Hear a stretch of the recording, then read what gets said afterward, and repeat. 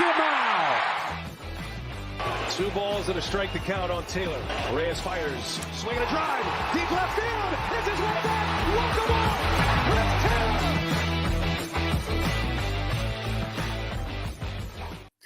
What's going on, everybody? Welcome into DodgerHeads, presented by DodgerBlue.com. My name is Scott Geirman, senior writer, Dodger Blue. Here with my good buddy Blake Williams, managing editor, hardest working guy I know. How we doing, buddy? I was doing great until the Patriots played tonight, and then I was less great, but still pretty good overall. No doubt. We appreciate everybody joining in. This is second. What's up, BC? What's up, everybody? All the regulars. We appreciate everybody joining in for the second edition of DodgerHeads on the day. Incredible day. Incredibly exciting. Dodgers absolutely trounced the Marlins in Miami. We're not going to beat around the bush. Shohei Ohtani officially becomes the first big leaguer to reach the 50-50 club in an insane way. 6-for-6 night. Dodgers blow them out 20-4. Put up more points than the Patriots today. Times a lot. Just what do we got? What's the first thing, when you digest all of this stuff from today, not the Pats, strictly talking ball. What about this game and about this feat from Ohtani, looking back at the contract, looking back at all the offseason, looking back how all the expectations, and he has an absolute historic season that we might never see again.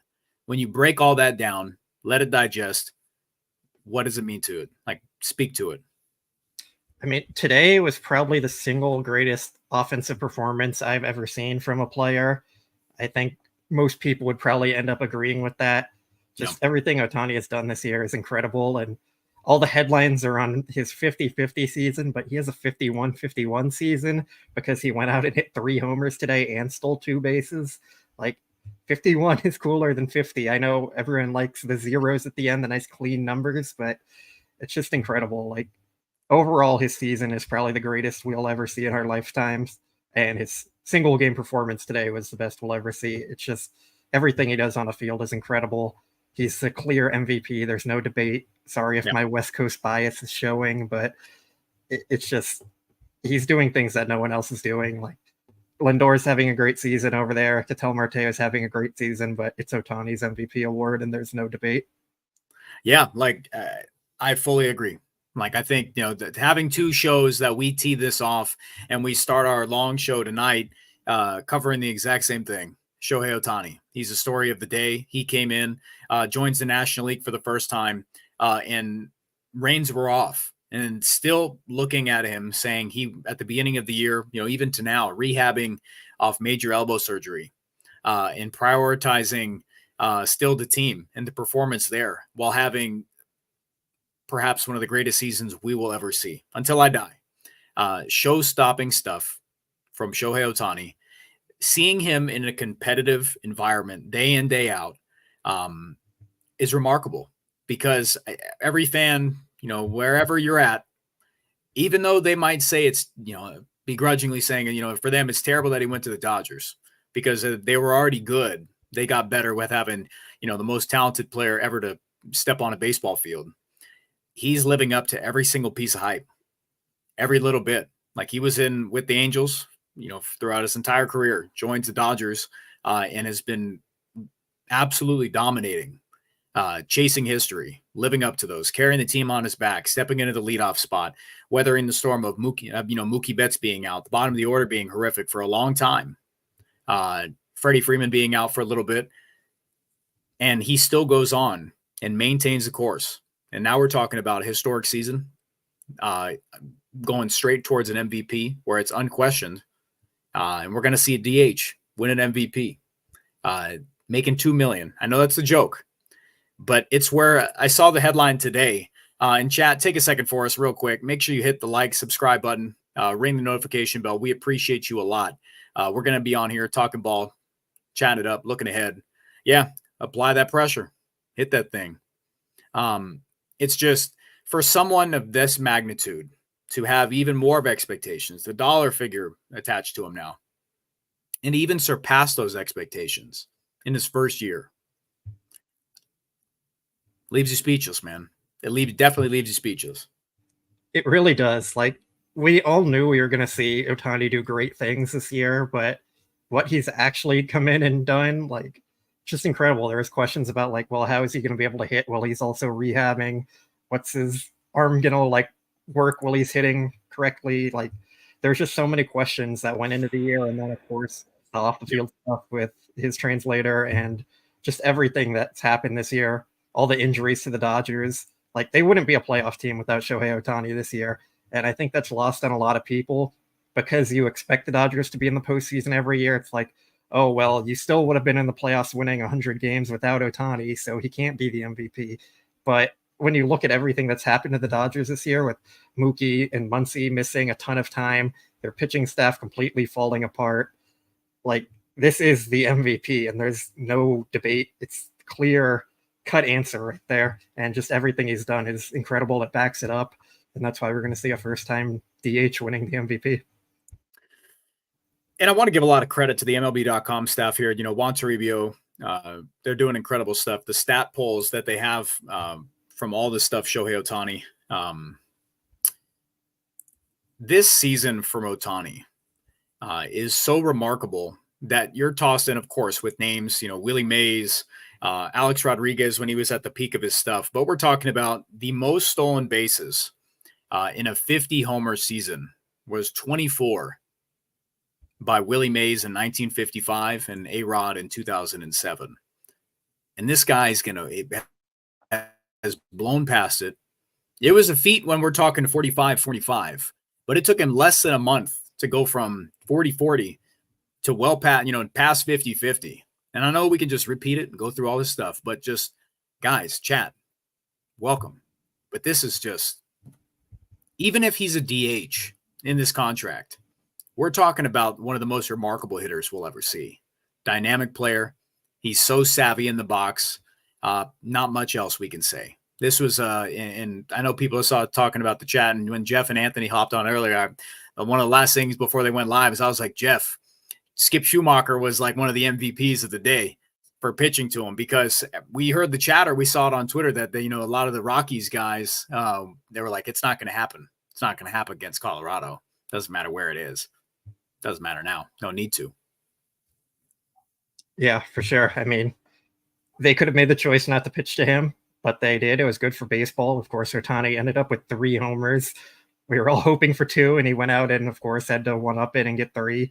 And now we're actually talking about, like, could he get to 55-55? Are we getting greedy there? Probably a little, but would it shock anyone? I don't think so. I think there's a real chance for it. They've got some big games coming up here where they're going to be locked in. It's not like they're walking down to the end of the regular season here with nothing to play for. They have a lot left on the table, so maybe we end up with a 55-55 season from Ohtani. Yeah, and for the stuff that, was he chasing it? Like, we clearly could see that he was hunting pitches. Looking back, I think towards, it was even well before September, like mid-August, early August, his average dipped down quite a bit, but the slug was always there. And that's a byproduct of everything he hits is going to be hard. And he's just such a dynamic hitter. Get bat on a ball, doesn't matter. He's going to strike out. He's going to miss contact there because he's hunting those pitches. But for a guy that does as much damage at such a high clip, I couldn't care less. And I see people talking in chat, and it's a good point about how I wouldn't say the pressure when you're looking at Mookie Betts and Freddie Freeman of them chasing records or accolades with that. I think that for where Ohtani's at, it's that his way of impacting the game, he could do so much. And that's why it was so important, because now, full DH this year, next year, we might not see the same type of guy. And I know that's been a big conversation. Like, hey, you're a full-time DH, just take the reins off, go get it. Because next year you're going to be pitching, and, you might not risk as much, having so many steal attempts. It's such a high clip. It's ridiculous that it would just take away from his game. I think they'll still let him steal, but you have to, not some regression, but a follow-up of this you can't really project and expect. So I'm glad he's going all in. And it's not even like he's just doing it, just forcing it. He's doing it at such a productive rate and at such a high percentage. What do you speak to that? Like, when you look at his success rate on steals, like, this isn't just him doing it and running down their throat. He's picking the best spots to do it. Yeah, that's probably been the most impressive part of it all, I think. I think he's only been caught stealing 4 times this year on his 55 attempts. And it's, like 28 in a row or something where he hasn't been caught. Like, that's really impressive stuff. I think last year Acuna was caught 14 times when he stole 70, so like a good season. But the success rate that Ohtani's had not producing outs on the bases is just, it's really crazy that he's been able to do this. We know the speed is there, of course, but he's also taking good jumps, running at the right opportunities, and that's played a lot into it. It's just, he does everything well on a baseball field, and there's nothing that he does poorly is pretty much all there is to it. Yeah, it's remarkable. So I really wanted to hop on here and chat, make sure that we spend some time absolutely giving another curtain call for Shohei Ohtani and the remarkable season that he's having right now.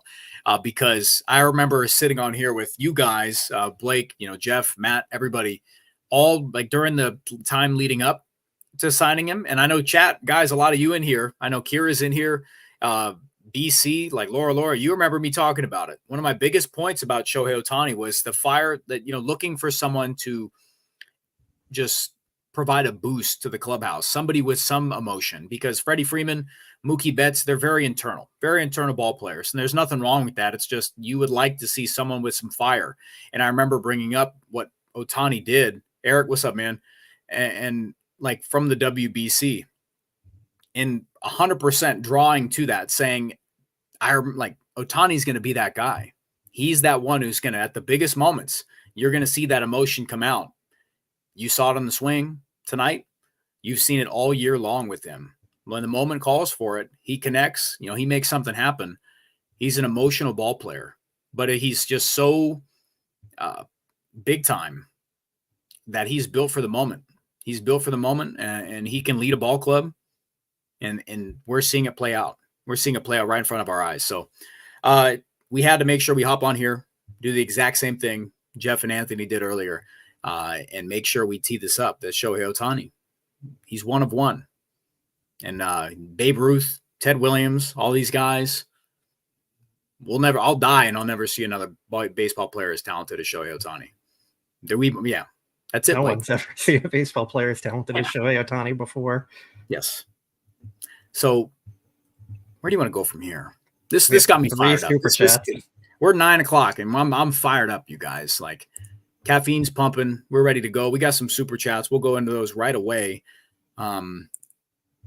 Without any contest. What's up, John? Great to have you in. Always appreciate you. Shohei Ohtani is the National League MVP. You're damn right. We talked weeks ago. Somebody asked, like, has he has a chance to catch Aaron Judge? And I was like, since the Paw Patrol curse kicked in, he hasn't done anything. And Ohtani's just do nothing but chase history and hasn't let it get to him. And what does that say? Like, I know it's different. Everybody's situation is different. Aaron Judge chasing history, like guys going to slumps there. Ohtani's done one thing all year, and that's been slugging. Stay on pace. Do the things that he does well. No contest. I don't care that Francisco Lindor plays a stellar shortstop. That's good for him. That's awesome. But we're talking about one of the most remarkable offensive seasons that we've never seen before. And today was a cap. Today was a big cap on that. 6 for 6. What was that? 5 extra base hits? Yeah. 5 extra base hits. 2 doubles. 10 RBIs. Just passes Lindor and F4. All you New York media, John Heyman, at you. There's no contest here. Yeah. A DH having the same WAR as an elite shortstop, like, it says way more about the DH than it's saying about the shortstop there. So even when Mets fans were pointing out that Lindor had like the 0.5 edge on Ohtani and WAR, like, that just spoke to the more impressive nature of what Ohtani was doing. Yeah. Like, you just don't expect a DH to do that kind of thing. When a shortstop does it, yeah, it makes sense. They're supposed to be doing that, but a DH doing it, like, that's a special season. Yeah. Let's see here. Iris, did my daughter cast the Paw Patrol curse? She did not.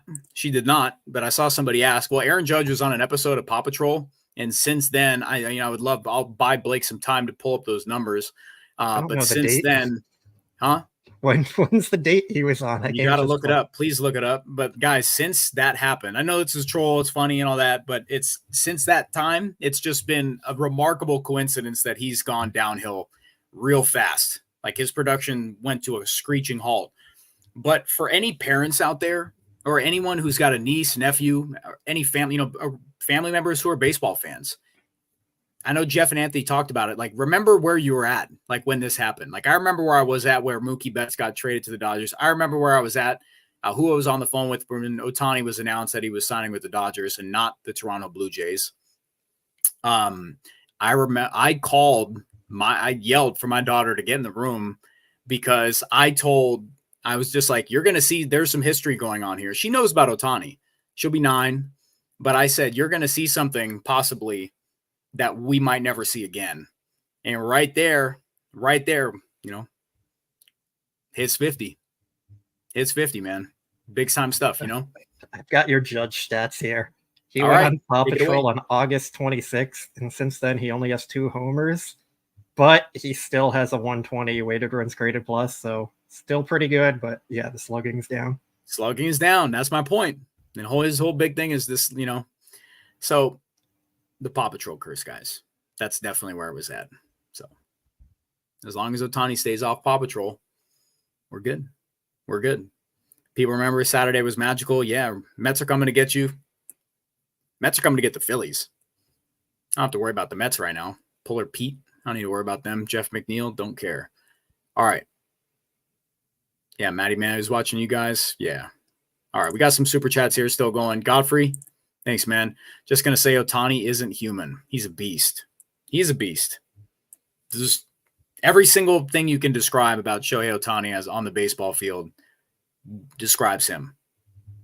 I would love, I can't wait to watch him on the mound. It's a part of his game where people are going to, you better believe, guys, not the casual fans, you can say the casual fans, people who are going to watch him this year and they're going to see him on the mound, they're going to be like, what's this guy doing? They forget that he's a top 10 pitcher in each league. It's just what he is. Big strikeout guy. We'll see how he rebounds here. So I still don't know if I want to see him pitch. If it happens, whatever. Half man, half amazing. Huh? It's not going to happen. I know. It's just propaganda. It's just people getting hyped on that and just, leave Dave Roberts. I'm not leave the door open, stuff like that. So we don't think it's going to happen, but there will be a lot of people next year who will have forgotten or won't even remember that Shohei Ohtani is one of the best starting pitchers, in Major League Baseball. So that's another surprise that we have still, get to see while he hits. Like the rule, the Shohei Ohtani rule was to accommodate this. So everybody gets to just watch another phase of his game. And it's just the best is yet to come. The best is yet to come. I know it's crazy to say that after a year like this, but I'm speaking in terms of the stability and the longevity and every single thing that he can do. Seeing him on a mound there at the front of a starting rotation, remarkable, dude. Remarkable. Matty Man, you guys think they'll put the brakes on Shohei's stolen bases just to be safe? What are your thoughts on this? Not at the moment because they're still playing for the division. I think after that, maybe you have some talks about it. But if he's going for 55-55 or something, I think they're going to be a little more open to it. Mm-hmm. He'll probably get a rest day if they clinch here soon. But I don't think they're going to really stop him from playing baseball while they're still trying to win the division. Yeah. And guys, I looked up it's no secret. Look around the schedules here. Dodgers get the Rockies and the Padres get the Chicago White Sox at home. So definitely different stuff there. I'm not, the Rockies have been playing good baseball. So I'm not saying they're not world beaters, but they enjoy playing spoiler to a lot of teams here. And they just do. They get a kick out of it. A lot of, some veteran guys in there, guys that are hungry. But I feel like they're in a good place right now. I think as it stands, I had it pulled up here. What are they? I saw somebody drop it in chat. It's tied with the Phillies for the top spot, and the Dodgers are 4 games up because the Padres were off today. 4 games up in the National League. Diamondbacks are 6 back, fighting for their life. And that series at the end of the year for the Padres and the Diamondbacks is going to be a very interesting one. And I hope we get to just hang out and then do the thing and just sit and not have to deal with anything. Stay healthy. No plays at first base, Max Muncy. Please don't. Did I have to say that? I don't think I had to say that. I mean, I don't think Muncie's going to be playing first, so that's a good start. Perfect. All right. Neighborhood watch. Appreciate you, man. Big super chat, $20.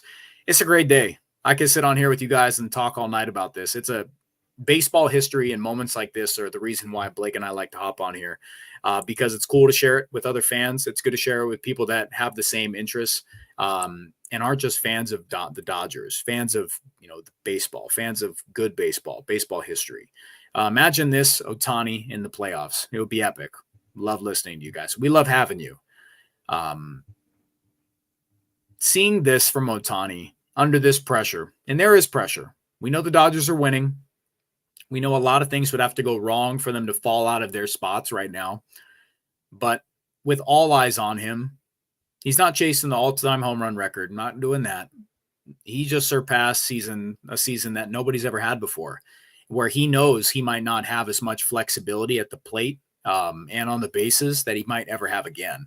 And in the first season, with a brand new team after signing the richest contract in sports history in a new league, he's surpassing it. So neighborhood watch, man, I'm dialed in with you there. Just imagine this. Blake, what are the intangibles he's going to bring? October turns in. What do we got? Hopefully energy, because that was the main thing the team lacked last year.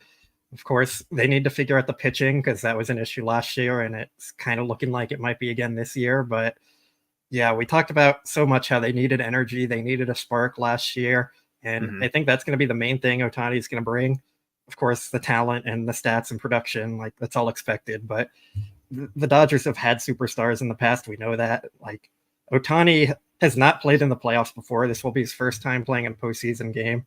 He had the longest active streak among players playing in games that haven't been in the postseason yet, with 866 games or something like that. So he's definitely looking forward to this. He's excited for it. We've seen what he's done on the biggest stage in the World Baseball Classic. He's a guy who steps up in the moments that you need him to. And I think he's going to keep doing that throughout the postseason.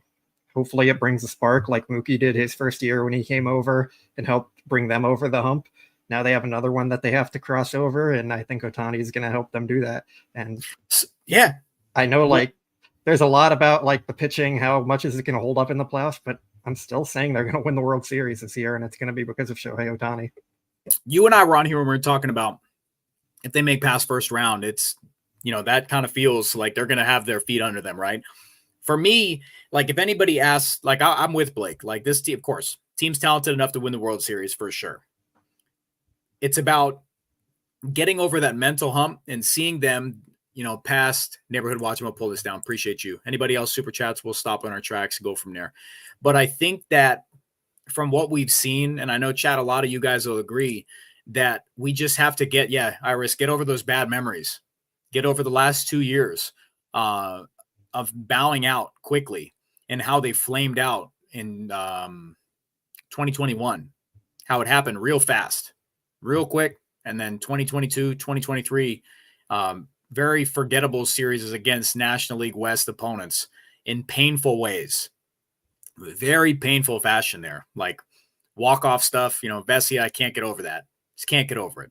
2022, last year, quick series, 3 and out in ball game against the D-backs. So looking back last year, this time, such a massive lead, I don't think any fan felt comfortable, because we were talking about where's this fire, and what do we keep coming back to? Dave saying, or the guys saying, it's just like any other game. But now I can ask you this, buddy. Ohtani's already having his influence on this. Aside from just on-field performance, he's taken Godfrey, I don't want to look back either, but he's taking up the spotlight in terms of looking at the rest of the team, and he's owning that. Everybody's watching the Dodgers to see, sure, do they fail, and when does Ohtani make history? And what does he continue to do? Play exactly to those thoughts. So if anybody had a question about, finding that fire, or where is their mentality, where's their approach, Ohtani's leading that way. He's taken the narrative completely away from, are they going to be good enough? Are they going to have enough fire? Are they going to have enough steam heading into the playoffs? And he's taken that head on. Sure, they're 9-8 this month, but with the way Ohtani's been playing, getting over this hurdle here, anytime a game like this happens, like today, I know it's lopsided stuff, but I'm talking about just the momentum and the narrative around the team. Like, it flips very quick with this team because you were instantly reminded about how talented they are and about how much damage they can do in bursts. Like, it's just, I think it's just clicking with me today. You know, right when we sat down, like, Ohtani's taken the narrative completely away of, are they flopping in? He's a different guy. He doesn't have that off switch. He just doesn't. You kind of like, does any of that resonate with you, or am I on an island here? That's okay. I think it resonates. I think Ohtani is so used to being in the spotlight his entire life, pretty much since he was in high school. He's been like the star baseball player in Japan, and every person in Japan was following him. And then he came to Major League Baseball with high expectations, and he basically brought an entire country of fans to follow him. Like, he's used to being in the spotlight. He's used to always being scrutinized and watched closely. Whereas other players, like as great as Freddy Freeman has been throughout his career, he's never had anything similar to that. As good as Mookie's been, like as hard as the Boston media can be with players, like he's never had that level of scrutiny that Ohtani has gone under and close eyes watching you constantly. So I think Ohtani is kind of equipped to handle that. And yeah, I think it's going to benefit all the Dodgers. Like, when it's not you having to be the guy, you can go out there and just play baseball and be a little more relaxed. For sure. Real quick, I want to toss this up here because this is cool. More Richard. He said, "Hey, boys, I was at the game from South Florida, but a Dodger fan all my life. Remarkable. Wasn't that far away from catching number 51. That was an absolute nuke. Crazy. Blake, may the blue be with you." Also with you. What a cool experience. What an see, it's just like, it's that type of stuff, man. As a Dodgers fan, like, everybody's got these moments here. Like, everybody does. Like, I was at Bryce Harper's debut against the Dodgers in LA, like playing against Bryce Harper. Like, that was cool stuff for me personally. Matt Kemp's catch, center field, iconic stuff, things you remember forever.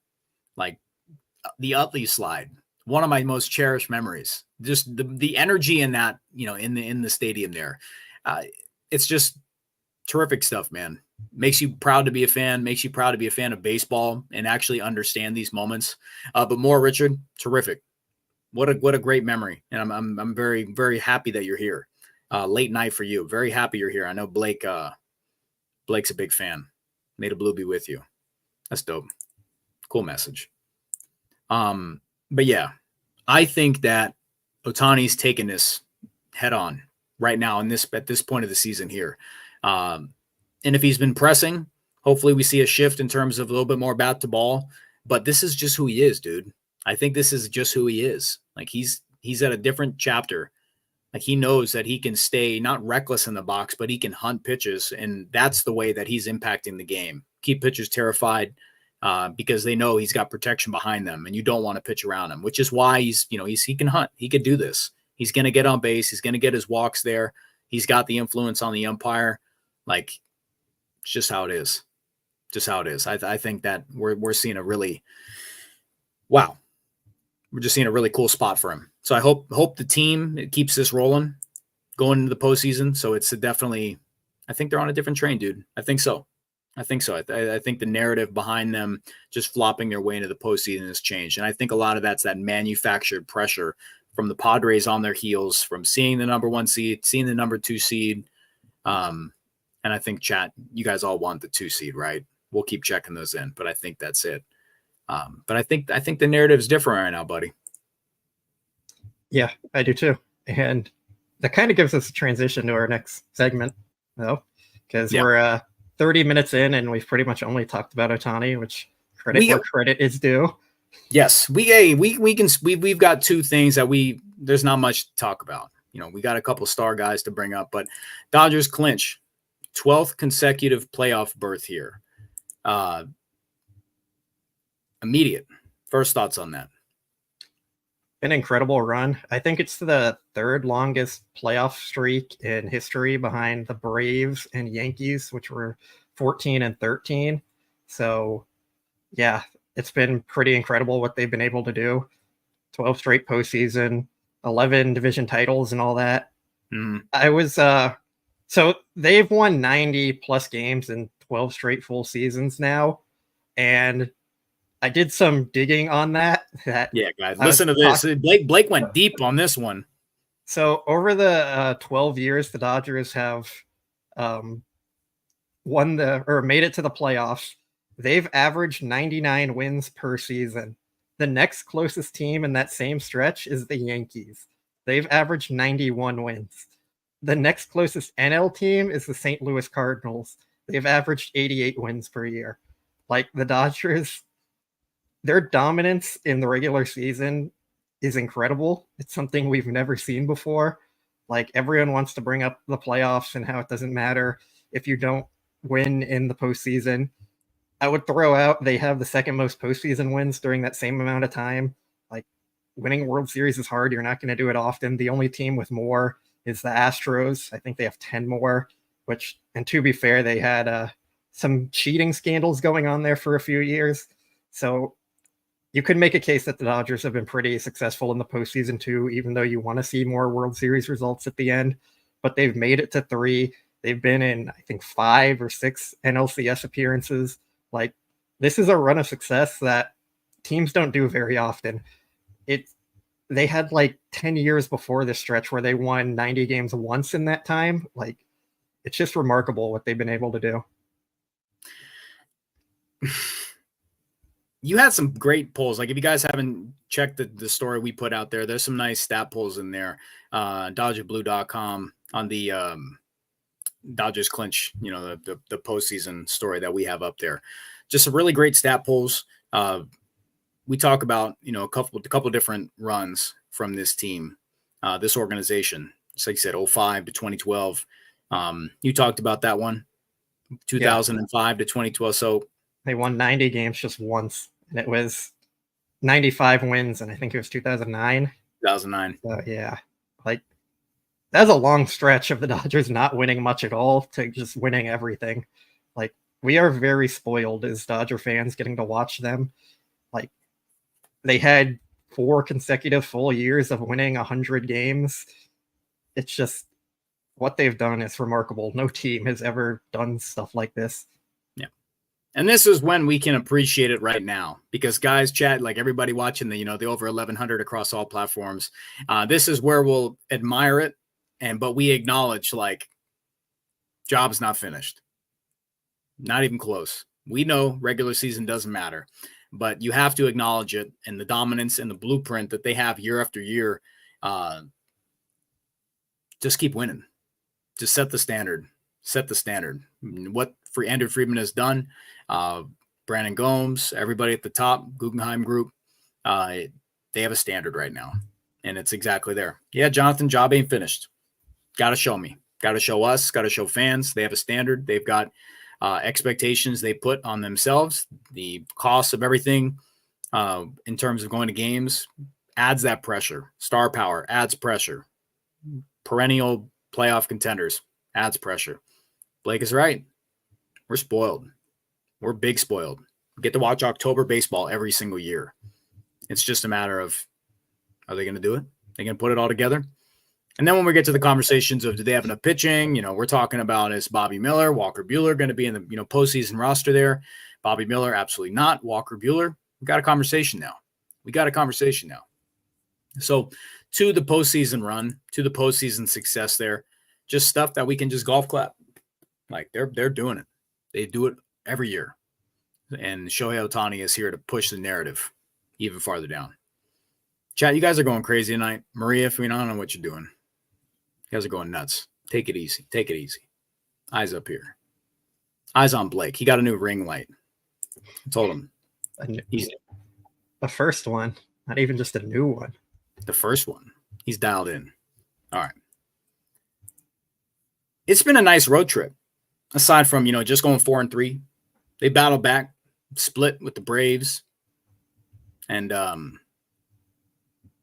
who's your star? Who's your one? Don't give me Ohtani. Aside from Ohtani. Gotta be. Okay, aside from Ohtani, we're going with Tom Edman. Stealing my guy. He's the right answer. I respect that. I'm going to go Max Muncy. 970 OPS over his last 7. Looks comfy in the box, doing his thing, driving runners in. Yeah, If you're gonna take Tommy Edman from me, which is mine, ours, Tommy Tanks. Well, you didn't set me up for this before the show to tell me to come up with someone, so you're just making me go off the top of my head. Well, and I wrote a Tommy Edman story yesterday, so he's a friend of mine. That's the biz of show. What do you got? You got improv. You got improv here. Like people want it. Like that entering today, Tommy Edman's 27 games with the Dodgers. He's on a 36 home run pace over a full season. Yep. And he's topped out at 13 before in his career. So like something has clicked for him. He is on a completely different level right now. Tommy Edman himself said he's completely surprised by his power output. And I've kind of joked about like how every time a player leaves the Cardinals, they just start hitting homers. Like Randy Arozarena was a Cardinal. And what else am I forgetting? That was the Cardinal. I had another name, but I'm drawing a blank now. Unfortunate. This is what you do when you put me on the spot. But yeah, his power output has been insane. Yeah. Matty Man, you want to see him hit exclusively from the right side? There's an argument to it. Sure. But he's had 2 homers and 12 RBI from the right side. So, sure. Like, there we go. Adolis, that was the other name. Adonis Garcia. Yes, Adolis Garcia for sure. Weird. You leave St. Louis, good things happen. And yeah, still upset. They took Sonny Gray. I wanted him. Tyler O'Neill had a lot of power this year, but he's always been a power guy. I saw someone always put that in the chat. Like, easy toss. This hasn't been healthy. Yeah. Matty Man, the conversation to do that, like exclusively from the right side, I would just keep him where he's at. There's a lot of things that can go wrong when you flip like a player who's a switch hitter who's done that for a long time and just say, hey, now you're going to hit righty, and just go that route. Or if you're only asking him to hit against lefties or platoon that way, just keep it like it is. I wouldn't do it. He's bat to ball there. He's doing things right. When you're talking about the average not being there, you're talking about him driving runners and being productive in those spots. But, Chad, against lefties, Blake, like we're talking in 32 at-bats against lefties. We're not just talking decent production.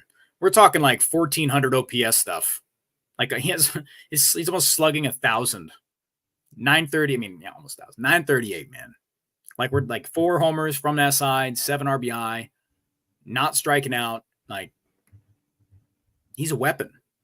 I tweeted out, I said it's going to be a heist. We're going to look back on this. It's going to be a heist. What a ridiculous trade that the Dodgers were able to come away with this. Yeah, that production against lefties is like Ohtani level production for the year, for some comparison there, and plus 900 OPS there. Crazy. And when they got Tommy Edman, we were talking about him quite a bit, saying like fans are going to start to love him. He's a gritty, fun player who's going to help you win. But I don't think either of us expected this level of production. And when you put that in with his defense, his base running, like his versatility, like he's kind of a legit star player. And I know that's saying a lot when you're like, you talk about Freddy Freeman, Mookie Betts, Ohtani as stars. But Edman, with what he's doing right now, he's up there. Look at the defense. Look at the defense too. Like, today he made 2 great plays, and I'm like completely comfortable whenever he's up there in the box. Yep. Like there's no concern there. He's going to put up a good at bat. The way he's producing recently, it's not just a good at bat with poor results. You're getting a good at bat with great results, and like he's a fantastic player for this team and everything they needed. Yeah, for sure. I agree with you. Like we've joked about it, and there was some seriousness to it just because you and I have talked about Tommy Edman for a while. Like we were talking off stream about Tommy Edman and the production, the conversation of maybe he's coming to the Dodgers, stuff like that. We were all in. The concerns about injury, sure, could be there. But like they mentioned on the broadcast today, Tommy Edman spoke on how the wrist injury was a thing, and then perhaps the foot injuries kind of saved him. It gave him some time, extra time to rest there, and might have diminished his value a little bit with the Cardinals because you look at what the Dodgers gave up. Now he's under contract. They paid out, his final year of arbitration, and he's with the Dodgers for 1 more season. He's going to get paid. He's going to get decent utility man money. That's like a Dodger written all over it, right? That Chris Taylor contract, when it's off the books, it just goes right over to Tommy Edman. Yes. Yeah. I wouldn't mind it. I would love it. I'm not going to talk about Gavin Lux and the people who is hitter star, so I can pull this one down here because he has been platooned quite a bit. Like we're talking over his last, 7 games, he's only had 13 at bats. So, but he's showing some signs of regression here. He's going through a tough spell, and it was a spot where I was like, I would prefer them. Yeah, I know he got on base today. He had 3 walks. Sure, that's fine. 3 walks and a base hit. Cool. But in terms of what he's done offensively, he's going through a little bit of a stretch. What are you seeing out of Gavin Lux? I think he hasn't been able to get into a good rhythm, and we're kind of seeing some regression from his completely awesome month or 2 that he had there, where he was one of the best hitters in baseball for that stretch there. We knew that wasn't going to last, and you're always going to have ups and downs in a baseball season. So I think he's kind of getting back to that point, maybe pressing a little in those opportunities because he wants to show he can do more and continue to keep playing. Because as great as that stretch was for him, the stretch before that, he was one of the worst hitters in baseball. So there's still that pressure on him to keep performing at a high level. So I think there's probably some pressure there. And he hasn't played like a lot recently. He's been on the bench with all the lefties that the Dodgers have faced recently. And I think that has hurt him not being able to fully get into that rhythm and keep his consistent at-bats there. A lot more pinch hit opportunities, which he's not good at all. So I think there's a lot of things working against him. I'm not like completely buying or selling on him turning it around or not turning it around. I just think he's going to be like a fine player moving forward, and that's kind of all they need from him. Sure. Yeah, no, I agree. Yeah, guys, I see what you're pumping out there and about Gavin Lux and how, the platooning kind of cooled him off. We'll talk about it in a bit in our question segment, and we'll go from there. I mean, I kind of have some differing views on it. It's not even being pessimistic about it, but like he didn't face lefties at all. Even then, like his best work came against righties. And I don't think that just platooning him was the reason for his downward trend. Like I don't buy that. So we'll talk about that a little bit some more here. We got some super chats we'll get into here. Let's see. I don't know if we talked about this one here. John, baseball legends are in heaven on their feet. It's a good time. They have faced a lot of adversity this year. We've talked a lot about how it wasn't the most talented roster in terms of depth, top end stuff for sure, world class. But in terms of depth, it took some time to figure it out. So I think they would applaud kind of I'll say it, kind of the grittiness for them to find their feet post trade deadline there and kind of weed out some of the players that weren't being productive and get some of these guys in here and be patient. We preached patience after the trade deadline. So I think that embodies a lot of, what are these baseball legends? What are these baseball Dodger legends loved about the Dodgers? And speaking to Shohei Ohtani, the great ones. Yeah, damn right. They're on their feet. Let's see. Hawaiian Kira. I have to give a shout out to CT3 for getting a hit with 2 outs so that Ohtani can hit number 51. Kind of an unsung moment today. Yeah, Chris Taylor had a few hits in the series that kind of came through for them. Like, I don't expect him to be great or anything, but he was productive enough where you can justify playing him, and it's kind of all you need from him. I know he gets a lot of hate every time he's in the lineup or comes up to pinch hit or whatever, but for pretty much the 26th guy on your roster, you can do a lot worse. And with all the moments he's given the Dodgers throughout his career, like, just let him be. The Dodgers are doing fine. He'll come through with his moments here and there, even if it won't always be pretty. Barrels are overrated, and then go from there. So, yeah, we'll save that a little bit to the end. We'll save that to the questions thing and open it up here. But we're here. Chat, 1,200, 1,250 in the building. Guys, we're here. It's the final homestand of the year. Thoughts, questions, concerns, relief. You can't believe that it's over. You're pissed that it's over with because early on in the season, it feels like a never-ending run. Midway, you're like, these are the dog days.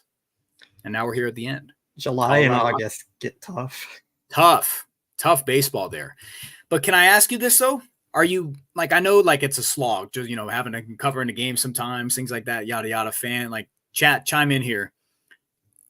Is this better for you? Do you feel better right now as, where the team is at currently with the, I know the division's close there. They're still kind of jockeying for a position. I know they clinched the playoffs, but having the variability of, you can win the division or be in a wild card spot, all could happen real fast. Are you happier now? Or are you happy with the division lead that they had last year where you're just running away with it? Tim said he feels great, feel good. Yeah, I mean, it could be a lot of different feelings there. Blake, where are you at? I think from the media side of me, I enjoy the excitement of it more. I think the fan side of me would prefer that they just ran away with it, take the pressure off, not have to worry about things. Like, instead of talking about, are they going to win the division versus the Padres, you're just fully focused on who's going to be on the playoff roster, what's their best outlook going to look like, can Ohtani get 55-55? But now, like, we just always have that stress in the back of your head about, like, they might not win the division. It's a real possibility. So it's tough from that sense, but it makes the games more fun and exciting. It's better than kind of watching meaningless games at this point at the same time. So, yeah. Yeah, it's interesting. And people see talk about the pitching. Like last year, they didn't have pitching rolling into the playoffs. You're talking like that. There was no hope with that. Sure, it was like the postseason hype of like, yeah, postseason's here. Like anything can happen. And we were quickly reminded why the lights can be too bright. And then you go out here and make egregious errors in the first inning. And then from there, a snowball effect. And 3 games were cooked. So I think that I'm a little bit more hopeful because even without the division lead, I think this year with where they're at pitching wise, are they in better shape now than they were last year with the starting pitching? It's an easy one, right? Yeah, by far. By far. Something that someone mentioned to me like yesterday or the day before is if you listen to a lot of the national media talk about the Dodgers, it's like, oh, they're going to be fine. They still have 2 fantastic starters at the front of their rotation with Jack Flaherty and Yoshinobu Yamamoto, whereas most teams usually don't have that kind of combo there. And on the other side, as Dodger fans, we're like, the sky is falling. We don't have a number 4 starter. We don't have a number 3 starter. And I think it's kind of at the point where we're spoiled because of it. Like, you want to see them have better starters, but at the same time, they're still in a situation that pretty much any other team in baseball would love to be in. Yes. And like 2 good starting pitchers and the good bullpen that they have is enough to win a World Series. That's all there is to it. Like, the Nationals won with Steven Strasburg and like 2 or 3 relievers. The Royals going back won with a great bullpen and like 1.5 starters, maybe. Like, it's been done every year. You don't need 4 elite starters, especially with the lineup they have. Like, they're going to be okay. Would we love to have Tyler Glass now? Of course. Are they in the worst spot possible? Absolutely not. Yeah. Great points, buddy. Yeah. You've been locked in. You've had a hell of a year. Always locked in. Okay. Yeah. If you're listening to this tomorrow or on the post bond, just know Blake said that with the biggest smile because he knows. He doesn't take any days off. He'll text me some crazy stats like 3 a.m. or something that's just making him mad. Something I don't think I text you at 3 a.m. Sure. You keep telling everyone that. It's like 12 probably. Yeah, that's true. All right. Got a super chat here. Eric, thanks, buddy. Where does Walker rank among NL number 3 starters? It's an interesting point. I'd have to look. I'd have to look around Major League Baseball here. I mean, if you want to just set the bar and look at like what the Philadelphia Phillies have, like who's their number 3? Like they have Wheeler, Nola, and Sanchez, I believe. Yeah. So, I mean, the bar there, you got to think though, to what Blake said, you talk to a lot of people around, like how many rotations go like deep, 3-4 deep? Not many, really not many. The Phillies, and that's probably about it. Yeah. Mariners is top. They're not a playoff team though. Like, yes. We're not counting them. Yeah, for sure. So GI says Noel's been stinking it up. Hey, experience, pedigree. There's a lot of stuff. There's a lot of stuff that factors in. So what Buehler has shown from us lately, everybody's saying postseason, butane. Yeah, Godfrey's saying the Padres, like postseason butane, anything can happen. But to his credit, he stood right in front of the media and said that, he's been feeling better.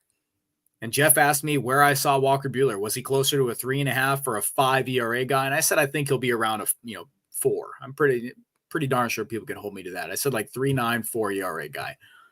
And I think in the postseason, you expect guys to be perfect, and any home run or any bad moment early in a game feels like a gut punch. And then you think that's it. But what Walker Buehler has done lately is he's battled. He hasn't been the reason that they've lost games, in a lot of his starts. And he's been flat out honest. He's felt better each time. We're seeing some development from his stuff here. And people are going to laugh at this. You're seeing a lot of compete. I like his compete. I really do. For that. I love that one. It's my favorite line. Favorite line from Dave. My least favorite line? You want to know? Hopeful. No. A hopeful. Injuries wise? No. My least favorite line. I liked him in that spot. Liked him in that spot? No, my least. You know what it is. It's postseason. It's any other game. If I hear that this year, take my phone away. Please. If I hear Davism, if I hear that it's just any other game, I'll lose my mind. I hope Ohtani just locks him out of the clubhouse if he says that. No, not fire, Doc. Not yet, David. Not yet. Hang on. There's time. Not yet, though. He's doing fine.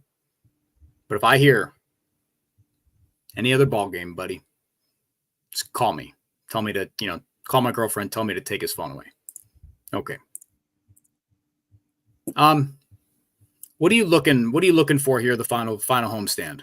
What are some things that you're going to be keying in on, to see this team go ahead, kind of showcase on this one last little bit here? The main thing for me is just they need to be healthy, stay healthy. I don't think the wild card versus winning the division is going to change their outlook all that much. I know when you're adding an extra postseason games, it always gets a little more dicey, but I feel pretty confident that they'd have the team lined up to win in the wild card. And then once you go from there, it's going to be a little tougher of a path, but we know like any team, once you get in the postseason, you can win. So that's like the main thing I care about. And now that they have that clinched, it's a lot easier to relax about winning the division a little bit. So for me, it's just they need to stay healthy and keep playing quality baseball. Like, don't let things spiral out of control. Don't get completely blown out and embarrassed by the Padres. Yep. If you win one game versus them, it is what it is. Just be competitive, show the compete. So that's all I'm really looking for from them. And I think if they do that, they're still going to end up winning the division. But that's still like a secondary goal to staying healthy for me. For sure. In facing the Rockies, I want to know who figured out and thought it was a good idea. This is not the homestand to end the year in Colorado. Thought it was neat. What a neat idea to bring the Los Angeles Dodgers to Colorado for the final series of the year. No, it was actually smart because if Ohtani was chasing like 65 homers or something, you get him in Colorado. Like it's great for MLB marketing right there. Nope. Just saying. That's not bringing fans. That's not keeping Dodgers fans or keeping baseball fans in Colorado. Might bring them for that game. No, but like you bring the media attention and all the fan focus onto that. And what better place for Ohtani than Colorado? In Colorado, man. It is stupid baseball there. Like it's you want to talk about video game baseball or anything, like it's dumb.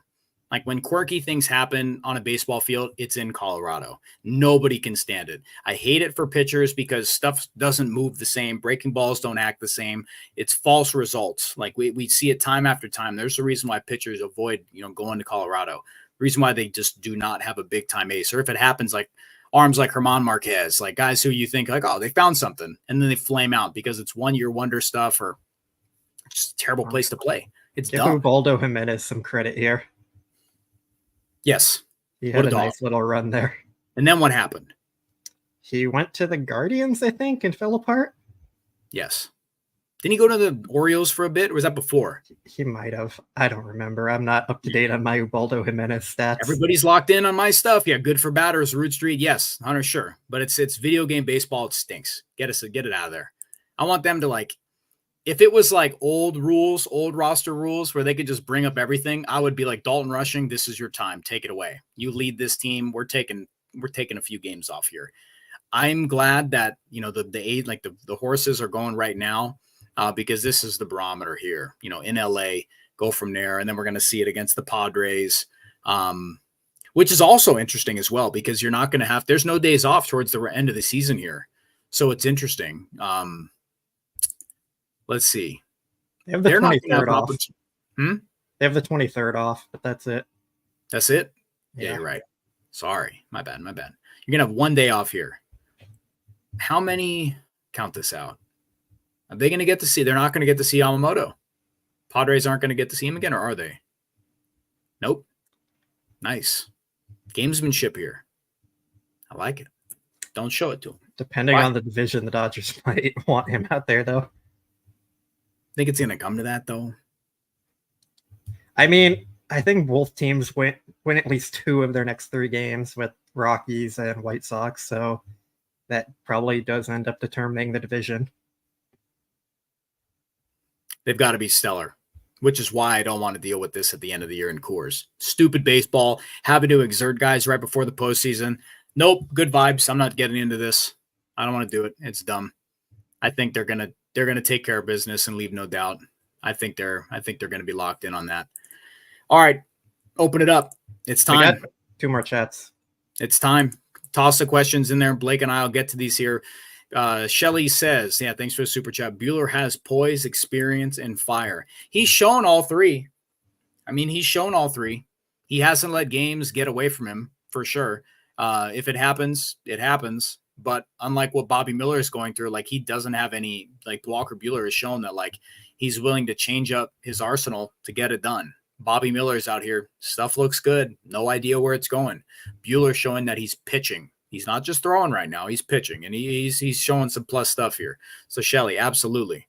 It's to the point where how much do we feel confident? Like, Blake, confidence level in Walker Buehler in a postseason start from based off of what we've seen, try to wash out everything earlier. Like what we've seen here, confidence level, 1 to 10. 4.5. What's that 4.5 look like? Hopefully a lower than 4.5 ERA. How many innings can he go?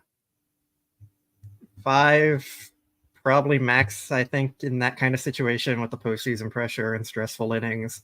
I don't think they're going to like push him through a lineup or anything. You okay with that?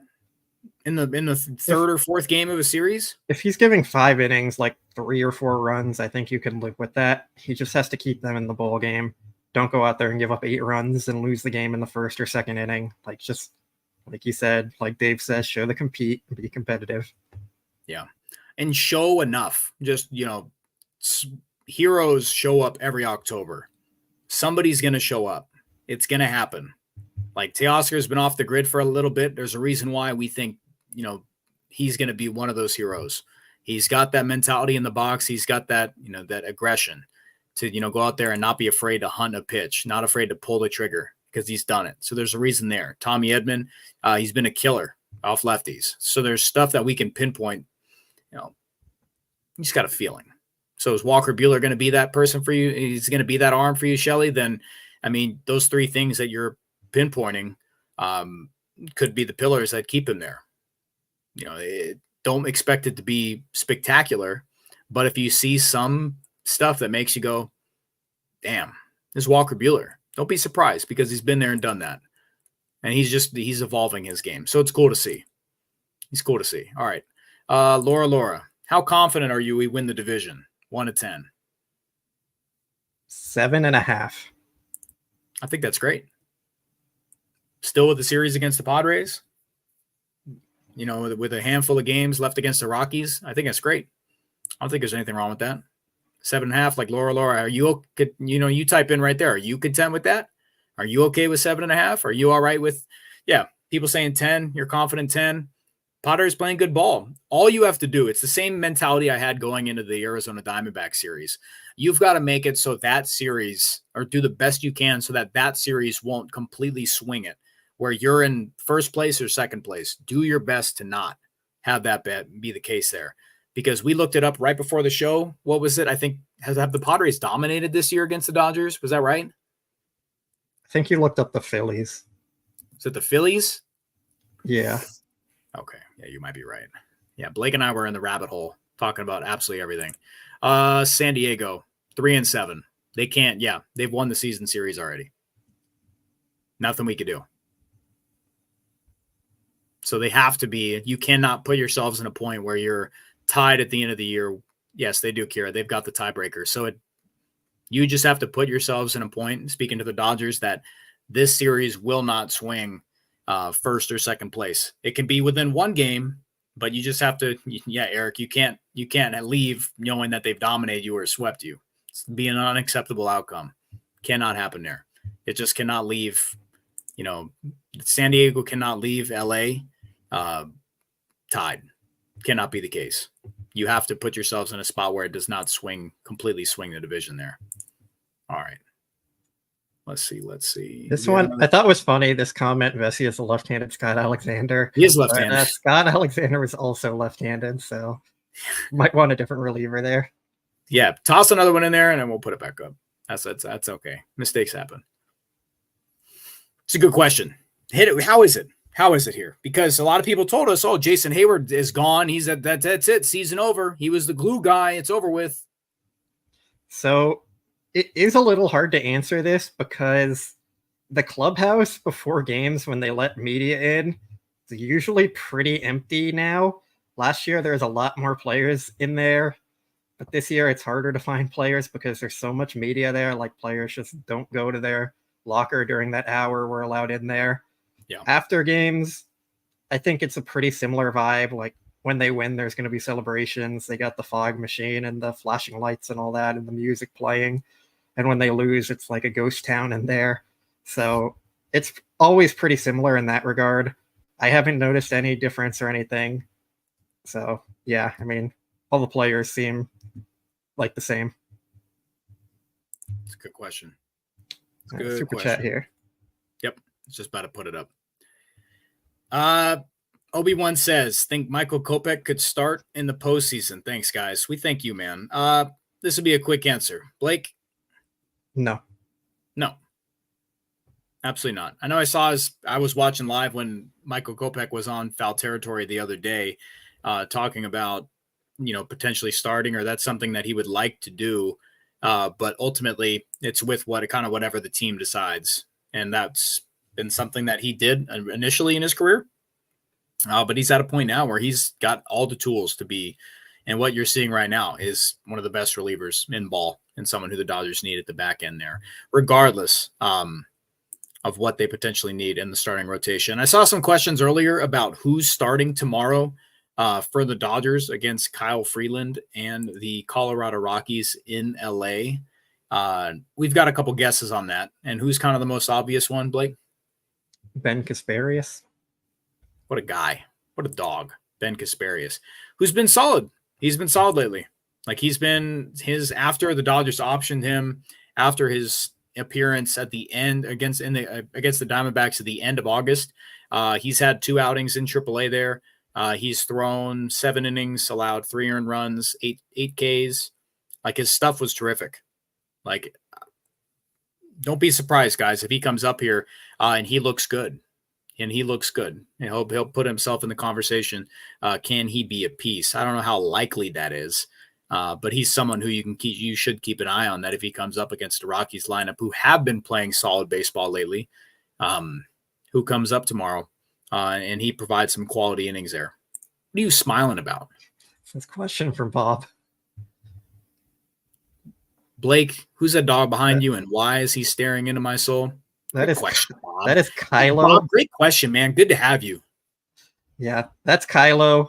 I got him for the 2020 season when the Dodgers were putting all the fans and dogs and cat cutouts. So I photoshopped the Dodger hat onto him, and yeah, it's authenticated by MLB. It's kind of cool. Man. Yeah.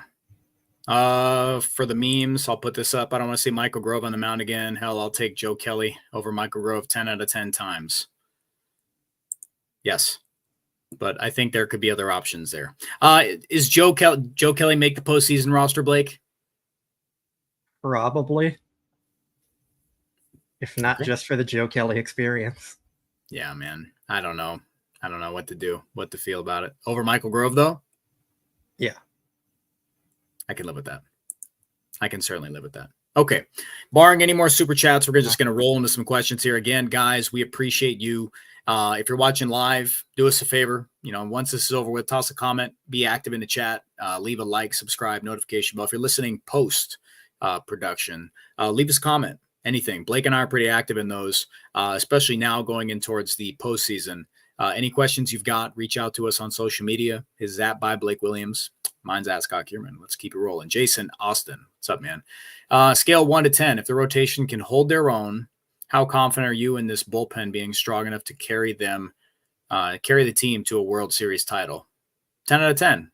I mean, 10 out of 10. It's all you there with me? Like, I think if the rotation can hold their own, I think that solves so much of their issues. Like, then guys can settle into regular roles. Production aside, like the production will fall on them for sure. But I think teams get uncomfortable when you have to stretch guys in uncomfortable spots, especially in short series things. So if the rotation finds some magic and from pitch one, or like, from inning one, the vibe will be set, right? If they go out and get 3 outs immediately, that's humongous for this team. Yeah. For me, I think I'm at like an 8.5 to 9 on the bullpen. And that's skewed to me never being confident in any reliever ever. So in anything. As much confidence as I can have in a bullpen, it's pretty high up there. I think it's a strength of the team. I think if they had like a set closer that was like as good as Kopech has been, he's still pretty unproven. It's still a fairly small sample size.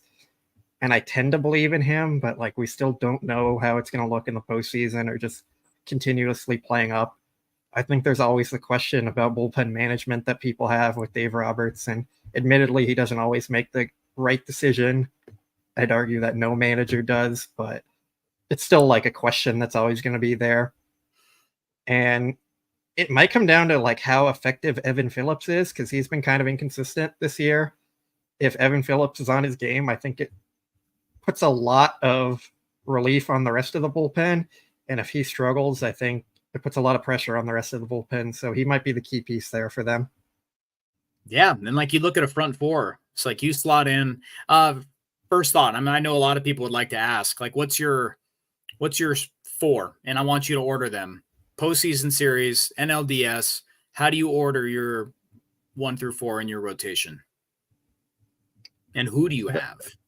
I think it's easy. Yamamoto or Flaherty. I'm not sure about 1 or 2. It's going to depend. Explain. No. I want you to explain. If you don't have too much on why Yamamoto for like scheduling purposes, that's fine. But I think maximizing him would be best at 1. So if you don't know yet, we'll talk about it later. I haven't completely looked at their postseason schedule and how like that would map out with the days. So cool. Either one, like 1 and 2, they're the obvious guys. So I feel like that's fair to go with that out there. Yeah. I think you go Walker Buehler game 3 and Knack game 4, unless Kershaw's healthy. I think they're going to give Kershaw the start if he is healthy. Not saying I agree with it, but I think you could see a situation where Kershaw throws like 4 innings or something, and then Knack comes in out of the bullpen and throws 4 or something like that. So I think that's going to kind of be how they kind of manage it. Yeah. I really want to see, like, Knack's fastball has looked incredible. It's grading out at elite levels.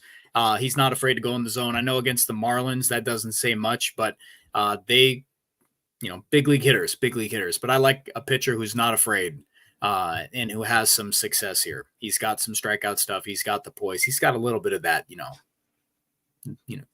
the word I want to say. Yeah, he's a dog. He's got that dog in him. Landon Snacks, what a good guy. I'm with you on the 4, but I also co-sign. Yeah, he's a thick boy, David. That's funny. I co-sign that if Clayton Kershaw is healthy, they're going to do something to make it happen. He's been keeping his upper body. He's been keeping his arm in shape. We saw what was the bullpen that he threw the other day? Like 80 something pitches. 80 to 83. So what does that tell you? Like he's ready to go. I think it's just like a last hurdle, like a last type of hurdle. Do you think they misspoke wherever that kind of the rumor, that report that his season was over or was like in jeopardy? Do you think that was kind of a misspoken type of thing, or they just kind of didn't get the best information there? I think it was something where they were expecting him to not come back, and if he did, like, sure, they weren't going to push him or rush him or anything like that. It was more just about letting his foot get to a point where the inflammation isn't affecting him. And it's kind of hard to predict when that was actually going to settle and when the pain was going to be manageable.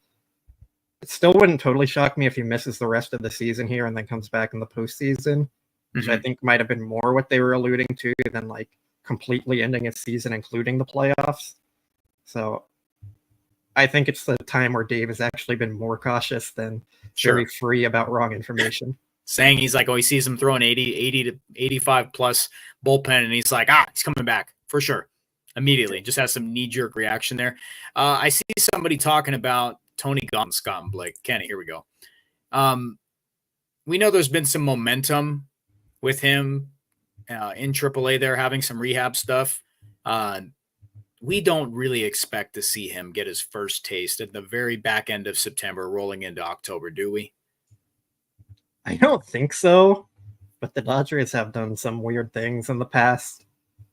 I would say do you think they'd have the balls to put him in a postseason game? I would say like a 5% chance. That's fine. That'd be crazy. That'd be I'm not going to say absurd, because like if they see the upside and if the Dodgers are willing to do that, then sure. But like, just like you said, you tell me all the time, you watched them last year, just like willingly not give Ryan Pepio any run in the postseason and start, Clayton Kershaw, who hadn't looked good, and Lance Lynn over him. So it's like anything is possible. My thing with like that, and same with Ohtani, is there's so many variables that go into it. I just don't think it's worth the risk. A guy coming back to pitch in the postseason for the first time that they've thrown like in a major league game all year, you're adding so much stress and pressure on their arm. Guys still rehab their injury risk. Yeah, like you don't even know that they're going to be good. Like he could be completely rusty and as solid as he's looked in AAA. Like that's not the major leagues. We've seen that from a lot of pitchers already this year. Like there's just so many variables that go into it. I don't think the risk is worth it. Yeah. Let's see. Matty Man says you don't think Landon Knack and Walker Buehler are variables. We know more so what they are. Yes. Than like Tony Gonsolin. He's a complete unknown. Correct. Yeah. We haven't seen anything besides him just in ramp up stuff. You can't get anything out of that.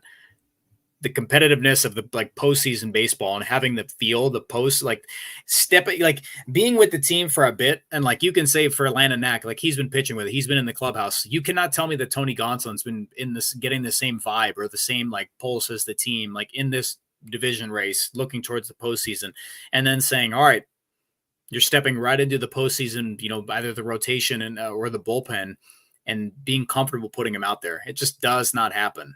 It just does not happen. I think that's something that's real. Just because they did it in AAA doesn't mean let's see. Matty Man goes, what are you saying here? Gonsolin has pitched plenty. If you say that about him, you have to say it about Kershaw. Yeah. I mean, that's why we still have the same pause about Clayton Kershaw. We're not completely sold on him for sure. I don't have much confidence in any of their pitchers. I just think for a guy completely coming back from injury who hasn't pitched this year, there's a lot more. And I know Kershaw's been out for a while, but he still has some games thrown this year. And also, like Clayton Kershaw versus Tony Gonsolin are very different pitchers and scenarios here. I think the Dodgers have a lot more trust in Kershaw. He's a future Hall of Famer. Not saying that's like the right way to go about it, but that's how the Dodgers are going to view things. They do that. They do these things. It'd be different if Walker Buehler wasn't pitching well. Like to a point where you can say we know a pretty decent baseline of what he can give, that we can manipulate his usage that given day on what feels good for him to navigate his way through a big league offense. We haven't seen that with Tony Gonsolin at all. We've seen it with Landon Knack. We haven't seen it with Clayton Kershaw because he hasn't been out there. He's been hurt. So, but he's been keeping his body ready. We'll have to see how he is and does he have enough of a runway? I for sure though would have some pause if the only exposure he gets is an immediate postseason start. That would be really hard for me, like a tough pill to swallow. If we're talking like Dodgers are up, I mean, that'd have to be, would you even entertain that in a 5-game set, Blake? Would you even entertain a Clayton Kershaw start in a 5-game set? Thinking about where he's at, if they're down 2-1 and it's game 4, you putting Clayton Kershaw on the mound? Me personally, no. but I do That's what think I'm there's asking. a world Like, where the Dodgers do it. So, really? Like I think what are just like right away with him. what are your other options? Is kind of the point here. I Like, know. Landon Knack. I would go with someone who's gotten, he's got better stuff, I dude. get it, but I think there's a world where they're going to look at it as like, if Kershaw doesn't have it, we get him out of there soon and we go to Landon Knack. Okay. If Landon Knack starts and he doesn't have it, then you're going to a complete bullpen game and it kind of changes a lot. Like if you end up winning that game 4, then you're gassed for game 5. You deal with it when you get there. Yeah, but I think that's the kind of things they consider. I'm not saying it's the right things. I'm not saying I agree with it. I just think that's how they look at those kind of things. And that's what gets you beat. And that's what gets you, gets you trounced in the National League Division Series 2 years in a row, where you worry about tomorrow more than you think about today when your back's up against the wall. So, yes, I know in like game 1, you got to think about game 2, but when you're in a do or die, win or go home type of thing, all options got to be on the table. You've got to be ready to go and worry about today before you think about tomorrow. We've seen them do that in the past. We've seen them go absolutely, mortgage the next day. And we'll see how they operate. That's the end. But we're talking about it's different. Last year it was who's going to start game 1, game 2. This year we've got a pretty solid. Lola says, "Can I manage the team?" No shot. I don't want that. I'll let Dave Roberts do it. I get on here and just get the yap and then just do what we've seen and provide the best insight like that we can give. Like we watch the trends. You guys could do the exact same thing. You've watched how this front office operates. It's all right in front of you. Like you've seen them do it. If you want to know how they've operated in different scenarios, look at those different moments, similar stuff throughout the years, and you can see how they make these decisions here. BC says he'll do it for sure. Ask him. Check it out. But like in terms of like the trade deadline, we said all year that they just had to whittle. Like my big point, Blake and I talked a ton about the platoon guys in the bench. They thrive in that. Now having those off days for some of these players, these positive platoon pieces, they just didn't have it. Nobody was separating themselves. So I was like, so you have to find some positive variables to bring in. So that was a big one for me this year. And it was the bullpen. You could see the same stuff, bringing in DFA guys and having success. It was like they've got some philosophy this year that they feel can work, and it has, and it's stuck. So you can look to see a lot of this, how this front office works. And it's cool. It's really cool, but it can also be troubling because the decisions that you hate and the ones like Blake brought up about like legacy stuff, like, if Clayton Kershaw's healthy, they're for sure going to heavily consider giving him a start. It's just the stuff they do. They lean on experience. In a lot of cases, it can be right, but it's the where Clayton Kershaw is at and the variability between being good and bad. It's just that's the one that'll make you frustrated, guys. So if you want to go down a rabbit hole and DM me at 3 a.m. telling me that you found something or you understand, let me know. But that's kind of how this organization operates. Okay. Jonathan has asked this question like 15 times in our chat, so we're going to get to it just for you. Sorry, Jonathan, man. My bad. Blake and I have been yapping. Scott likes to ramble. I love to ramble. It's been a great time. Matty Man asked me where I was. I was out last Thursday, man. Let's see. He says, can we run through the odds on clinching against San Diego? And if we lose that series, how confident can we be that they'll make it past them in the postseason? I think there's a good chance that they clinch versus San Diego. I think they could get the magic number down to, if you beat the Rockies twice, that brings it down to 4. And then you would need to win 2 against the Padres, assuming they also win all 3. So there's a chance there if like the Dodgers sweep and the White Sox somehow beat the Padres once, then you're really looking at scenarios there. But regardless of what happens in that series, I don't think it affects the postseason. We saw in 2022, where the Dodgers dominated the Padres the entire year and beat them pretty much every time they played. And then the Padres won the series in 4 games. You just always see so many moments like that in the postseason where the teams you don't expect to win ends up winning, or the team that was on the wrong side of the win-loss record in the regular season ends up being the one who wins in the postseason. So I don't think there's a ton of correlation. Like the Dodgers are a good team. The Padres are a good team. It'll kind of be a coin flip series, and that means either team could win. It's down to 6, right? Is that what you said? Yeah. So if the Dodgers sweep, that brings it to 3. If the White Sox lose 1, or if the White Sox win 1, I mean, that brings it to 2 if the Dodgers sweep. And then the Dodgers would just need to win 2 games. 1 game, I think. 1 game? No, 2. Yes. Yeah, because is it 1? Because it's no, 2 the Padres would own the tiebreaker. So yeah, 2. So there's a chance. All right. There you go, Jonathan. Thanks for spamming that. Absolutely. I mean, he's got the blueprint there. Yeah, if there's a question that we missed, just keep spamming it in there. I don't care. We'll get to it. I try and mark them all. We just have to get to them. Like that one I had marked from 10:08. And this one is also from 10:08. We run a pod, Blake, where we've got this is what we're doing on here. We're gonna just let it fly. I don't care. But yeah, I'm also just letting people know I try my best to keep track of all the questions. So sometimes he's got to reel me back in. That's why you keep me around. Aaron posted that one about starting at second and right field, which I believe we had bookmarks from 10-12 or something like that. All right, Roy Estrada goes, what's up, man? Question: has management shown their hand on Kiermaier as the odd man out? I think so. Yeah, Jeff keeps trying to troll me on Kevin Kiermaier. I think so. I mean, we talked last time we were on about how I kind of forgot about Kevin Kiermaier just because he hasn't played much. Pajes and CT3 have played even with Edman at shortstop. I mean, Tommy Edman solves a ton playing center field.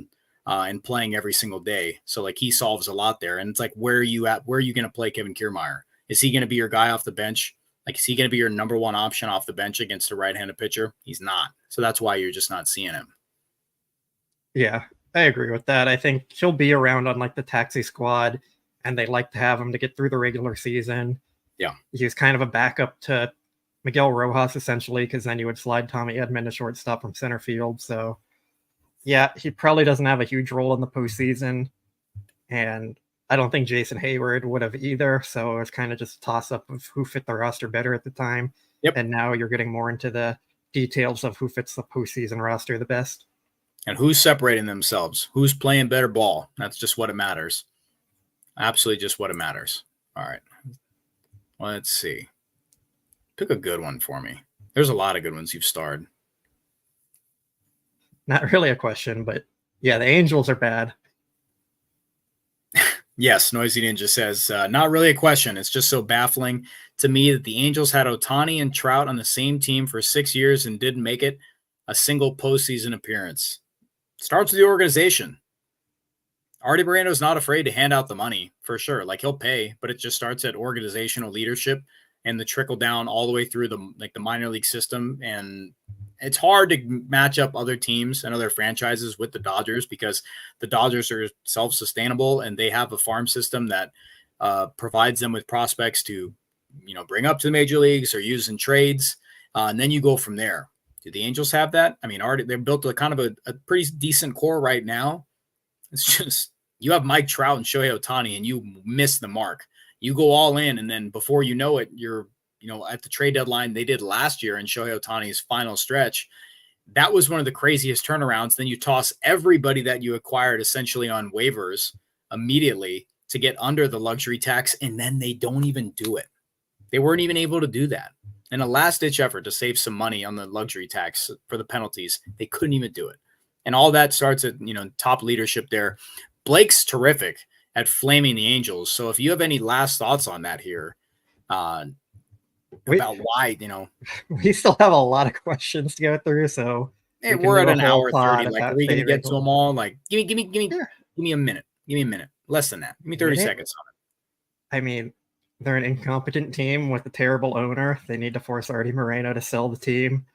You had 20% of the best players of all time on your team at the same time. I think most people would say Ohtani and Trout are both 2 of the top 10 players of all time and not even making the playoffs. That is pathetic. They need changes top to bottom. They've made like some splashy moves, but they never signed the right players. It's just a disaster all around. They haven't had good managers. It's just a mess. So yeah, back to Dodgers. Yeah. Dan Clark says the Angels are 41-33 before the All-Star break. I mean, yeah, they have teams where it looks like you can do it, but it just doesn't click that way. Doesn't go through that way. They just don't. Yeah. I think this is an interesting one. Would you intentionally walk more sluggers like Walker, Schwarber, Machado, Tatis? This all depends on scenario, essentially. Like, it really does. Like, giving away free bases is a tough thing to kind of do. Like, I know, Blake, I don't think you like, that's all scenario, right? But like handing away bases is not something I always like to see. I would pretty much never do it except in completely like specifically extra inning scenarios for one run. Like where you're setting up a double play or something like that. I know Dino Ebel was talking about this somewhat, and basically the Dodgers analytics show that pretty much like the majority of the time you intentionally walk someone, they end up scoring. And when you consider that, plus like even the best hitters are going to be out 60% of the time, like it's just not worth the risk there walking someone. I know there's sometimes like you just don't want to get beat by that player. If it was a situation where it's like Shohei Ohtani followed by Kevin Kiermaier, I think that's a situation where you can justify the walk, but pretty much every time it never works out. Yeah, definitely. 2 games separate the D-backs, Mets, and Braves. Who gets left out of the postseason? I'm going to say the Diamondbacks. I think the Diamondbacks missed the postseason. I think I'm pretty firm on that. See, I was thinking the Braves just by talent, but I think the Diamondbacks play the Padres. So that might be... They end the year playing in San Diego. That might push them out. I think I'm still going to lean Braves here. They have a lot of injuries, and yeah. I mean, I think the Mets are kind of a lock at this point. So I think it's between the Diamondbacks and Braves. It gets interesting. It gets really interesting playing against the D-backs, playing against the Braves. Like that matchup there. Chat real quick. Toss it in before we move on. And I'll keep an eye on it. Like, you want the 1 or the 2 seed? What's more of a preference for you? 1 or the 2 seed? I know we've heard a lot of 2 seed, but let me know. Let me know. All right. Yes, I was just going to click it. Jedi Engineer, great to have you, man. Have there been any rumblings on how the training for pitchers may change over the offseason? I know that Andrew Friedman spoke a little bit about it, but it's like there's not much you can do with analysis on that during the season. I don't think they're going to release anything. I don't think they're kind of just going to look at trends and usage and stuff from there. But a lot of these injuries, I know they keep defaulting to stuff that's like in the past and stems from youth ball.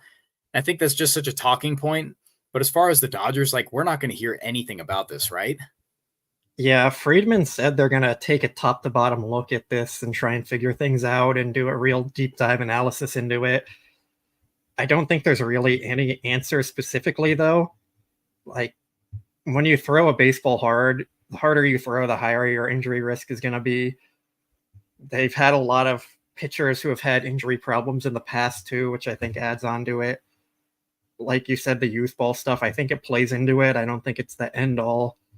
I think the Dodgers are really good at getting their pitchers to being completely optimized for getting outs, getting strikeouts, and having filthy stuff. But that also is going to add to your injury risk. Like the more sliders you're throwing, the better sliders you're throwing. It's going to increase your injury risk. The better, like the harder your fastball is going to increase your injury risk. There's just so much that goes into it. I'm not really sure what the answer is besides like get 15 pitchers who are Landon Knack essentially, where he's not going to come out here throwing 99 with elite stuff, like just pitchers like Landon Knack is. So yeah, it's a tough scenario. And I had this conversation with one of my buddies, like, even if we do, like, we're not going to hear about this stuff for a bit. Like, you won't be able to see like changes, like the results of any changes in, say training and philosophy at the organizational level. You won't see any of those results of staying injury free, which will not happen. It's never going to happen. You won't see this data for years. And it might even be when pitchers are outside of the organization. So it's just a byproduct of the game. It really is just a byproduct of the game. It's just a very outlier year. It feels like, again, like a big span here, like 2 straight years, Yeah. Why don't they just turn the injuries off? Yeah. It's just a little quick slider. To talk about this one with Ohtani throwing 104. Yes, I think he is kind of that special in that regard. Like nothing's a guarantee in this. It's all like just going on trends and everything. There's always going to be outliers. Sure, there might be some pitchers who throw 104 and never get hurt, and there's going to be pitchers who throw 85 and end up getting hurt. Like, that's just kind of how it goes. So, and that's part of what makes it so much harder to actually predict and deal with. You just never really know. Yeah. We'll have more of a comment. This is stuff like you and I'm gonna be excited to talk about it in the off season.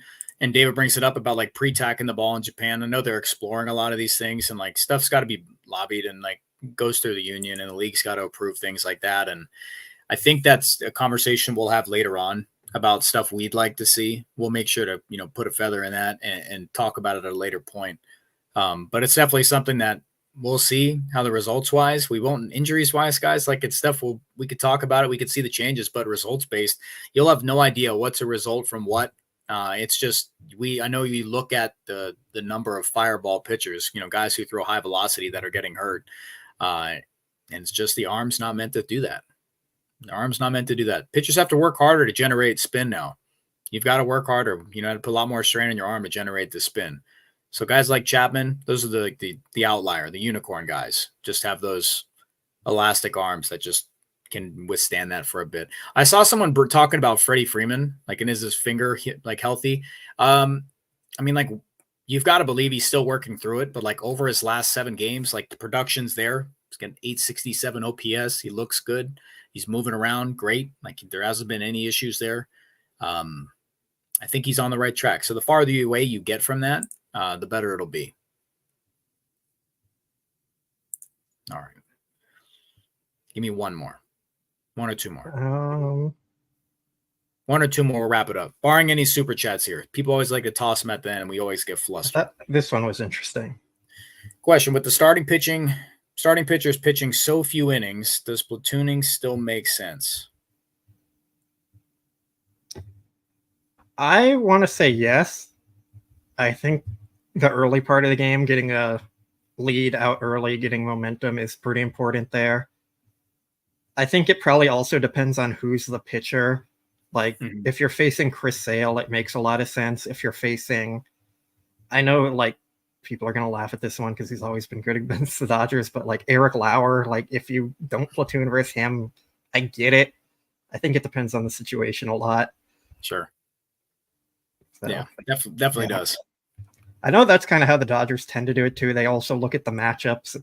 The tougher lefty, you're definitely going to see more platoons than if they're maybe facing a soft tossing lefty who doesn't have an elite out pitch or something like that. They might be more willing to give Lux or Muncy a start. But I think in general, platooning is always a pretty good idea as long as it's not completely overtaking your team. Yeah. I think 1 or 2 platoons is good for every team to have. For sure. Yeah. Now we're getting to a point where that lefty setup, can you give me your options against lefties? Like, do you liking what you're seeing from Pajes against lefties? You're liking what you're seeing here. How do you kind of guide your offense aside from the main guys? But I'm talking about the platoon players versus lefties, like Pajes. Like, where are we going to see Rojas, Edman? Where is he playing? Who goes to second base? Kind of who gets the nod from you right now against lefties of those that crop of guys? I would have Pajes in the outfield and Mookie at second base pretty much every time there's lefty on the mound. I think it's their best lineup there. Rojas at short, Edman in center. It's a great lineup right there. Beautiful lineup, right? Like, beautiful. And we've seen a good bit from Will Smith, like 889 OPS last 7.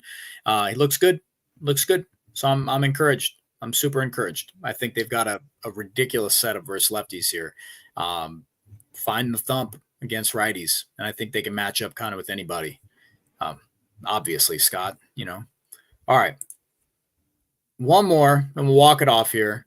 We have some food ones, too. Let's do one more baseball one. Okay. And then, like, 1 or 2 food. Darren says, what are your realistic expectations of this team given the state of the starting rotation and their chances in winning a ring this season percentage-wise? People love their percentages. Blake's good with those. He's real. He's honest with those. I'd say like 18% chance of winning. I think that's a fair number. I want to look up the Fangraphs number now and see what they have. I'll buy you some time. My realistic expectation for this team, though, is they're going to be a competitor in the playoffs. They might get swept. They might end up sweeping their way through the World Series. We just don't know. Like, I expect them to have a good Is postseason, it that? though. Is that an honest one? Is that a troll one, or is that an honest one? That the No, bar like, is way here and way there. I think There's it's no that in for between. every team. Like, the postseason is just so unpredictable and random, and you never know what's going to happen, and that's what makes it fun. That's why we watch it. If we knew the Dodgers were going to win every year, it wouldn't be fun. No doubt. Yeah, no doubt. Okay, let me pull up these odds. Go ahead. Yeah, I mean, I've said before that if they find their way and they find their feet, like after the bye, guys, like we're talking about after the bye, I don't want to deal with the wild card. Let's hope they do their best to avoid it. Yeah, people with bias due to past postseason performance, understandable. We'll entertain that all day long. Show some fight, Alex wants. I want that if they get their feet right away, hit the ground running. You have like a similar thing that we saw. I would like to see just a start that we got to see that was 2017 against the D-backs, that type of start in the postseason. I think was that Taiwan Walker days when he was with the D-backs and they started him, and then Justin Turner had that first inning blast, and from there it was like they're just rolling. I want to see them just come out, get a quick 1-2-3 from Yamamoto or Flaherty, however they want to do it, and then come up on offense and just start with a bang, man. Don't take so long. Do their best to avoid that 2-3 inning lull where nothing happens. And then you're like, is it ever going to happen? And then that narrative takes over. So avoid that. And I'm with you. Like, I think they get past that first series, or they get past the first 2 games and we feel good. Just keep it going. I have full confidence. Ohtani unleashed the dog, JRM says, yeah, keep it going. So Fangraphs has the Dodgers at a 13.6% chance. So right behind the Phillies at 14.3%. And the highest team is the Yankees at 18.7%. But they're also getting a pretty significant boost in those because the AL is a lot weaker than the NL is. And the NL has the Phillies, the Dodgers, the Diamondbacks, the Padres. Like, the AL's pretty weak overall with the Guardians and the Orioles and Astros. So what you're saying is, you said 18, so you're the most optimistic of all the nerds, is what you're saying. This is, guys, this is historic stuff. Blake is more optimistic than the numbers say. I've said all year that they're going to win the World Series, and I'm not pushing back on that. I think is this narrative, Blake? Is this your narrative? I mean, I would say 100% if I was pushing the narrative, but I think 18 is an optimistic, realistic number. This is history today. What a dog. Blake optimistic. You're seeing it live, guys. For the reasons that we've laid out. For the reasons that we've laid out a bunch for the last few weeks. Like, I am feeling more confident this year than I did last year because it was like doomsday going into the postseason with the starting rotation. I don't feel that right now. Like, it sucks not having Tyler Glass now because that's one big arm down. Beforehand, it was like we had the conversation like, yeah, there's possibly 3 starting pitchers where you're like, I've got a fair amount of confidence. Now you got your front end too. Flaherty, we still need to see him stop giving up some home run balls here, but Yamamoto looks terrific. Jack Flaherty's a solid 2. And then from there, who's going to step up? But it's no longer like who's going to step up in game 1, please. So way more optimistic, and people have been saying it. We got Ohtani. Difference. Weights off Mookie Betts, weights off Freddy Freeman, change the narrative. Need to see pissed off Mookie, though, for sure. He's been kind of going through a little bit of a meh over his last 7. He's got to bounce back. I hate to break this to you, but every team uses analytics and matchups and platooning now, and it's going to be that way for quite a while. Correct. Yep. Just the way it goes. BC tosses it in. This isn't your lineup. This is just how you're matching it up. So, or like your batting order. But Freddy Freeman, Gavin Lux, Muncy, Rojas, Teoscar Hernandez, Tommy Edman, Mookie. Sure. Yep. Cool. Against righties, lefties, we know it's even better. I even like their stuff even more against lefties. They see a lefty in the postseason. I expect 5 runs in a hurry for sure. I really do. All right. Wrap it up with the 2 food ones here. It's for fun. Yes, that's fine. I'm cool with that. It's marketed here to me, but I'll let you join in too. I'm okay with Thai food. I've had it a few times, I think. I like they use a lot of like peanut butter sauces for the meat and stuff, right? I think. Pretty sure You that's love peanut Thai. butter. I do. Uh Indian, I think, is pretty spicy. Not really a spice person, so yeah.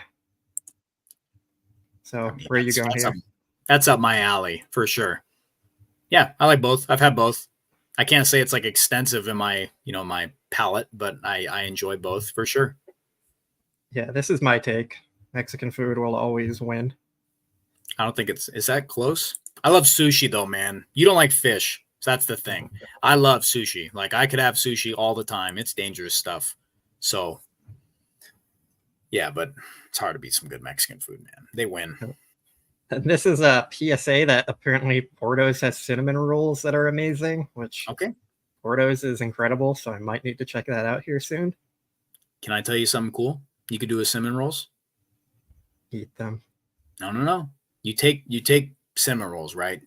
And you take a cupcake tin and you flip it over and you bake the cinnamon rolls on top of the cupcake tin. And you put ice cream because you have a little cinnamon roll cup. And then you have a little ice cream cinnamon roll cup.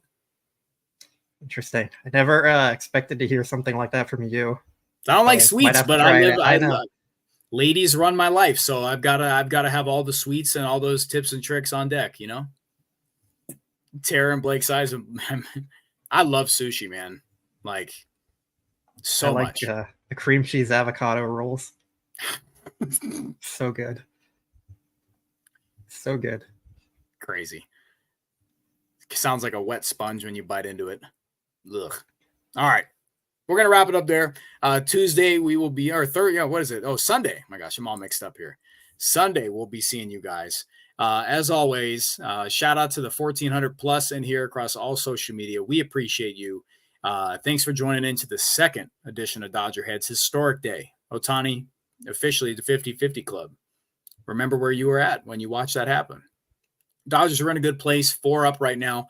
Padres had the day off. Looking in, you've got a weekend set here where, again, as always, you just got to take care of business. You got to make things happen. Don't put yourself in a position where that San Diego series can decide, the division and the postseason fate. Take care of business. Team's got to play. It's not going to be on Dave Roberts. Team's got to play. If it is on Dave Roberts, we'll be here to chat that too. As always, thanks for tuning in, guys. Keep us posted. We'll see you on Sunday night. I'm Scott Geirman. This is Blake Williams. Any final thoughts, Blake? Go Dodgers. Go Dodgers. Go Dodgers, guys. Take care.